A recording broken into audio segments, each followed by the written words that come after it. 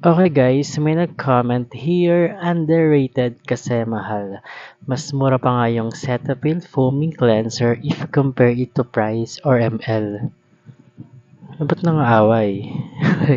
Siguro guys, yung tinutukoy niya dito yung gentle cleanser ng Cetaphil kasi upon checking kanina yung foaming cleanser ng Cetaphil, nasa 400 plus pa yun yung bigger version and hindi ko alam kung may mas maliit nun.